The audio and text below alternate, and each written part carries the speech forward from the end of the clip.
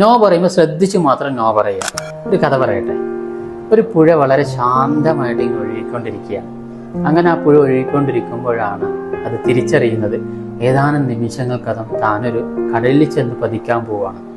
ഉടനെ പുഴയ്ക്ക് പേടിയായി തുടങ്ങി. താൻ ആ കടലിൽ ചെന്ന് പതിക്കുന്നതോടൊപ്പം താൻ ഇല്ലാതായി പോവുകയാണല്ലോ എന്ന് ഓർത്തിട്ട് അതിന് പേടി കൂടി.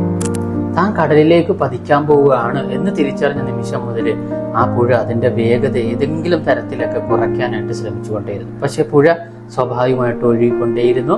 അങ്ങനെ അത് കടലിൽ ചെന്ന് പതിച്ചു. അങ്ങനെ പതിച്ച സമയത്താണ് ഈ പുഴ തിരിച്ചറിയുന്നത് താൻ എത്തിപ്പെട്ടത് അതിവിശാലമായിട്ടുള്ള പവിഴപ്പെട്ടുകളുള്ള വലിയ മത്സ്യങ്ങളുള്ള ഒരു അടിത്തട്ടിലേക്ക് വളരെ വിശാലമായിട്ട് തനിക്ക് ഒഴുകാൻ കഴിയുന്ന ഒരു സ്ഥലത്തേക്കാണ് എത്തിച്ചേർന്നത്. നമ്മുടെ ജീവിതമായിട്ട് ഇതൊക്കെ ഒന്ന് കണക്ട് ചെയ്ത് നോക്കിയാൽ നമുക്ക് കിട്ടുന്ന കുറേ അവസരങ്ങളുണ്ട് അല്ലെ? അത്തരം അവസരങ്ങളിൽ നമ്മൾ പലപ്പോഴും ഭയപ്പെടാറാണ്. താൻ ചെയ്താൽ ശരിയാവുമോ, ഇത് എനിക്ക് പറ്റിയതാണോ, ഇത് എൻ്റെ ഫ്യൂച്ചർ എന്താവും എന്നൊക്കെ നമ്മൾ ഭയപ്പെട്ട് പലപ്പോഴും നമ്മുടെ അവസരങ്ങളോട് നമ്മൾ നോ പറയാറാണ് പതിവ്.